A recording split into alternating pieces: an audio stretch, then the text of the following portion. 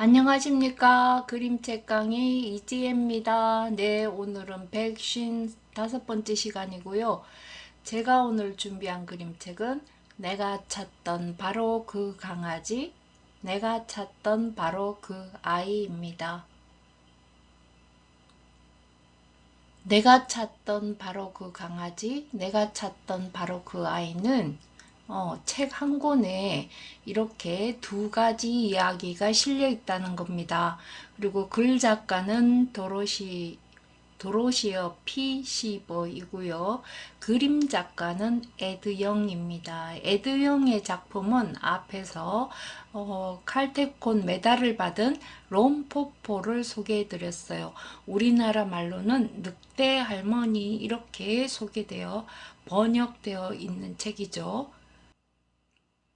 다음 작품의 특징을 보면은 이렇게 관점이 하나가 아니라 여러 개의 관점이 나오는 그림책, 이런 그림책. 그 다음에 우리는 시작하면은 앞표지에서부터 이야기가 시작돼서 뒷표지에서 이야기가 끝나야 되잖아요. 그런데 여기에서는 앞표지에서도 이야기가 시작되고 뒷표지에서도 이야기가 시작되는 특이한 그림책이죠. 이런 식의 우리가 가지고 왔던 그림책의 틀을 벗어나는 이런 그림책을 포스트 모던 그림책이라고 합니다. 그 다음에 여기에서는 아이의 여기 내가 찾던 바로 그 강아지 이랬잖아요. 그래서 강아지 찾는 아이, 그 다음에 아이를 찾는 강아지, 의 두 가지 관점으로 이 책이 이루어져 있습니다. 작가 소개. 그림 작가인 에드 영은 중국 분이시죠. 미국인인데 중국 분이세요. 그 다음에 수상은 칼퇴꽃 메달 1990년도에 칼퇴꽃 메달을 받으셨는데요.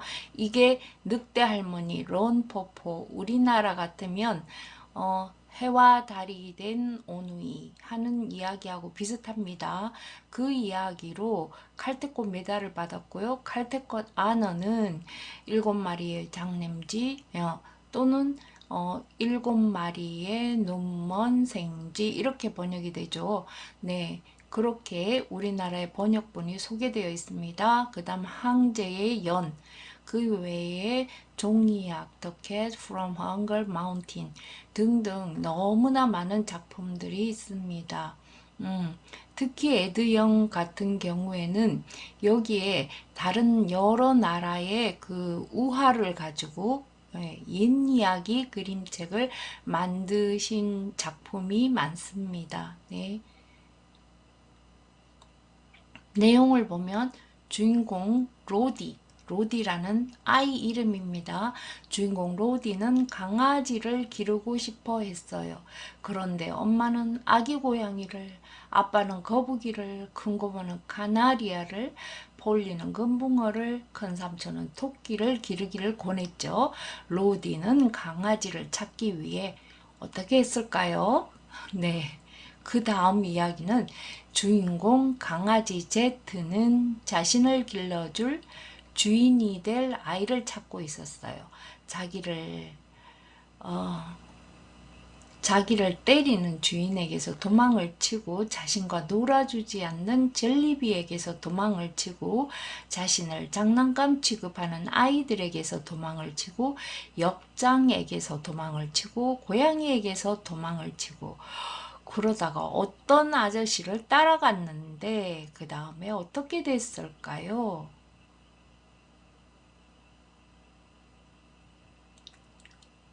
자, 발문입니다.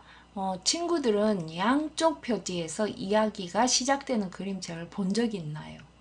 네, 본 적이 있나요? 이 그림책에서 양쪽 펼침면을 사용한 이유를 생각해 본 적이 있나요? 여기서 양쪽 펼침면이 책 중앙에 나와요. 그런데 왜 양쪽 펼침면을 사용했을까요? 하는 게 이제 그림책에 나와 있는 그 그림책의 특징이죠. 양쪽 펼침면 이런 것을 사용하는 게 그 펼침면에 대해서 사용한 이유를 한번 생각해 보자는 거죠. 네. 다음 앞표지와 뒷표지입니다. 앞표지에 보면 내가 찾던 바로 그 강아지, 이 아이가 지금 눈물 흘리고 있죠. 네, 내가 찾던 그 강아지를 찾았나 봐요. 그래서 너무 감사해서 눈물 흘릴지도 모르죠. 그런데 뒷표지에 보니까 강아지 한 마리가 있어요. 내가 찾던 바로 그 아이, 이렇게 되어 있는데요. 여기에 지금 강아지 모양의 이 부분하고요. 이게 붉은색으로 되어 있는 이 모습이 자세히 보면 어때요? 여기가 마치 아이의 얼굴하고 이 강아지, 그러니까 아이 얼굴 부분에 있는 머리카락하고 이 강아지하고 비슷하게 돼 있죠. 그래서 둘이가 한 몸이 되는 듯한 느낌을 주죠. 네. 그럼 면지는 보라색으로, 내가 찾던 바로 그 강아지, 내가 찾던 바로 그 강아지. 그래서 약 표제지에는 글만 있어요. 그 다음 속표지 들어가는데, 속표지에는 강아지가 여러 마리가 있고 친구들이 강아지를 데리고 있죠. 근데 여기 주인공인 이 아이는 지금 여기 친구들이 데리고 있는 이 강아지를 바라보고 있지만 자기 강아지는 없어요. 그래서 이 아이가 지금 강아지를 찾고 있어요 하는 소리죠. 그런데 지금 바탕색이 검은색이에요. 왜 그럴까요? 계속 검은색 바탕이 나오는 거예요. 여기는 지금 두 분 작가님, 글 작가님과 그림 작가님의 헌사에 누구누구에게 이 책을 바칩니다 하는 헌사. 그 다음 여기 5페이지부터 이야기가 시작됩니다. 어떤 마을에 강아지를 기르고 싶어하는 아이 로디가 살고 있었어요. 로디는 강아지가 필요했어요. 강아지를 갖게 해달라고 부탁을 했지요. 꼭 갖게 해달라고 기도했답니다. 네, 강아지를 갖게 해달라고 기도를 했대요. 엄마가 말했어요. 로디가 애완동물을 기르고 싶은가 봐. 새끼 고양이를 구해다 줘야지. 새끼 고양이는 귀엽고 사랑스럽거든. 잘 놀고 예쁘기도 하고 말이야. 그래, 새끼 고양이를 구해다 줘야겠어. 로디가 소리쳤어요. 고양이는 싫어요. 같이 놀려고 하면 저만큼 달아나요. 내가 원하는 건 강아지라고요.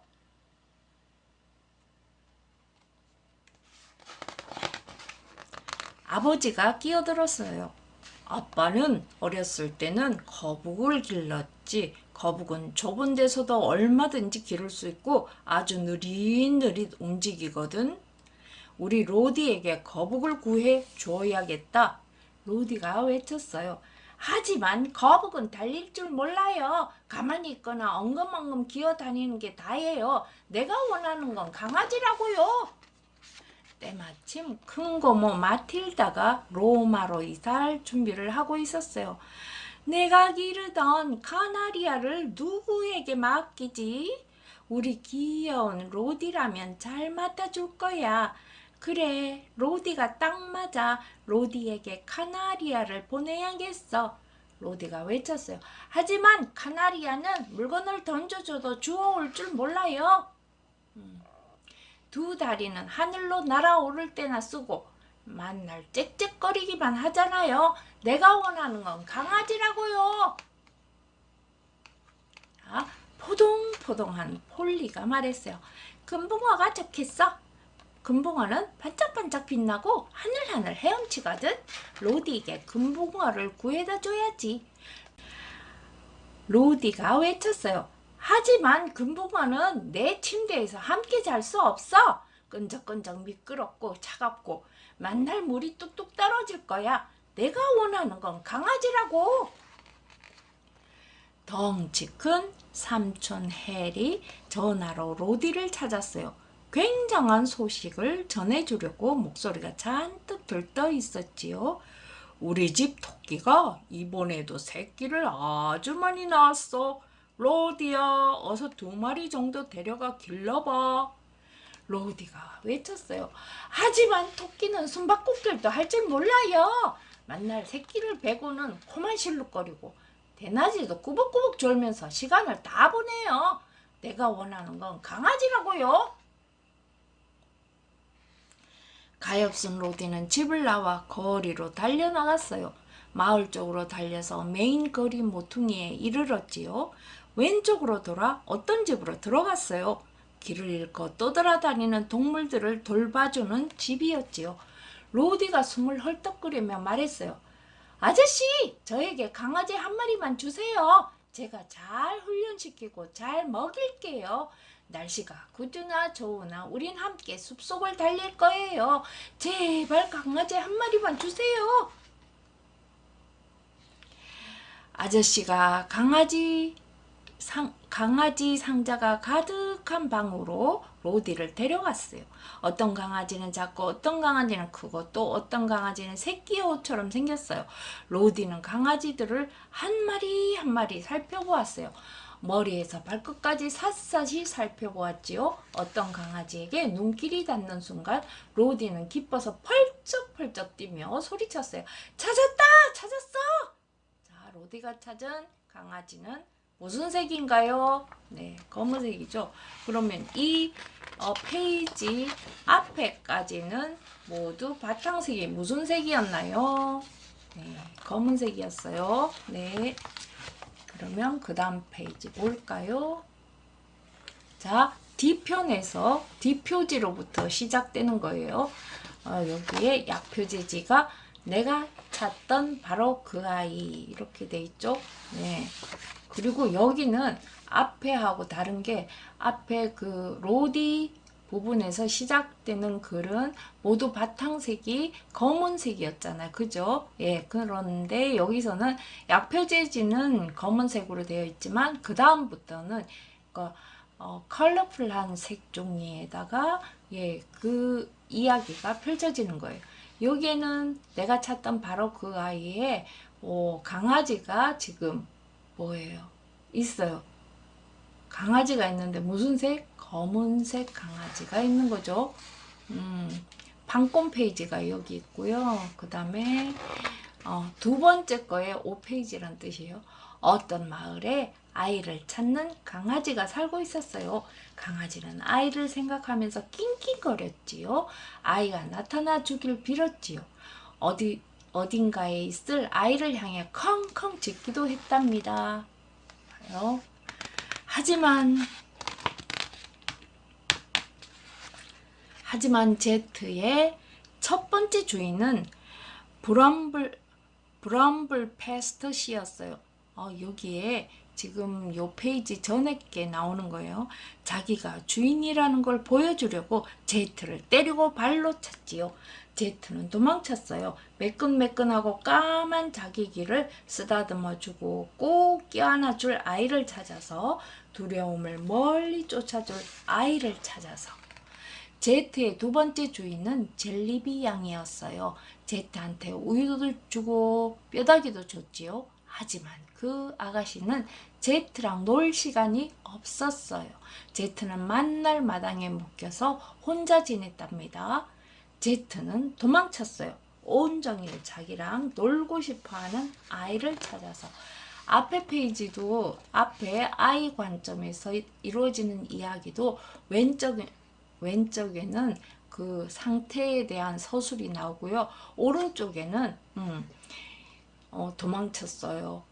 이유가 뭐예요? 싫어요. 이러면 그 애완동물 기르기 싫어요. 왜냐하면 하는 그 이유가 나왔었어요. 여기도 제트가 도망쳤어요. 왜냐하면 온종일 자기랑 놀아줄 친구가 필요해서 이런 식으로 거기 이유에 대한 답이죠. 예, 그 해답이 나오고 있어요. 그 다음 제트가 그 다음에 들어간 집엔 꼬마들이 셋 있었어요. 꼬마들은 제트한테 갑갑하게 옷을 입혀놓고 털을 베베 꼬아댔어요. 인형놀이 유모차에 태워서 이리저리 끌고 다니기도 했지요. 유모차에 탄 제트는 꼭 어릿광대 같았어요. 제트는 도망쳤어요. 숲속에서 자기랑 함께 뛰어놀 아이를 찾아서 신나게 뛰어다니다 장난감을 던져주고 자기더러 찾아오게 할 아이를 찾아서 역장은 외로운 사람이었어요. 밤 기차의 고슬픈 기적 소리가 메아리 치는 걸 들으면서 매표소에 혼자 앉아 있었지요. 제트가 밤에 기찻길로 뛰어들었을 때예요. 역장은 제트를 보고 어서 돌아오라며 호루라기를 불었지요. 하지만 제트는 도망쳤어요. 매끈매끈하고 까만 자기 머리를 기댈 수 있는 푹신한 침대를 마련해줄 아이를 찾아서. 다음요. 리디아는 도시에 살면서도 고양이 22마리와 새끼 고양이 1마리를 길렀어요. 어느 날 종종 걸음으로 지나가는 제트를 보자 급히 외쳤지요. 우리 집 들에 와서 고양이들 좀 돌봐줄래? 제트는 꼬리 끝에서 목덜미까지 화가 치밀었어요. 모욕감을 억누르면서 메인거리와 브라운거리가 만나는 마을 한복판으로 정신없이 달려갔지요. 이 예쁜 검둥아, 이리 와봐. 어떤 아저씨가 말을 걸었어요.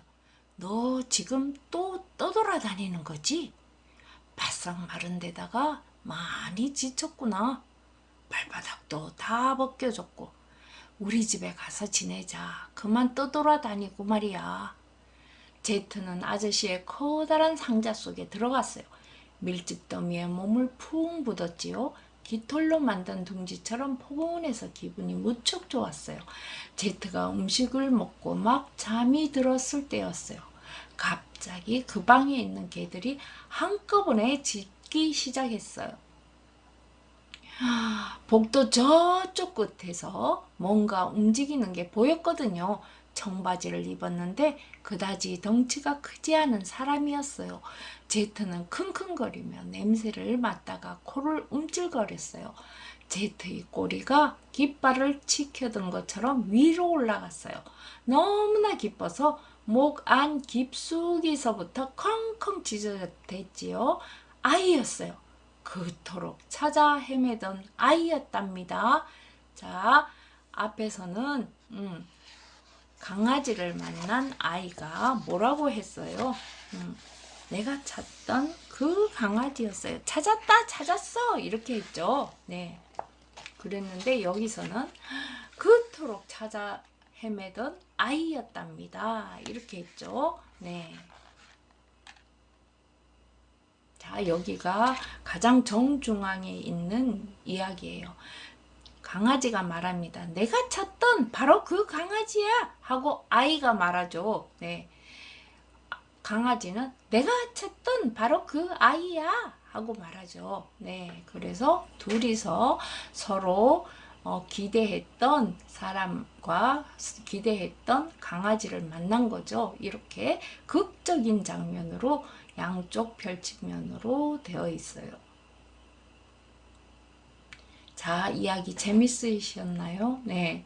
강아지의 관점으로 그리고 아이의 관점으로 살펴본 책이었습니다. 네, 오늘 저는 여기서 그만 인사를 해야 되겠어요. 다음 시간에 또 만나 뵙죠. 건강하시고 행복하세요. 감사합니다.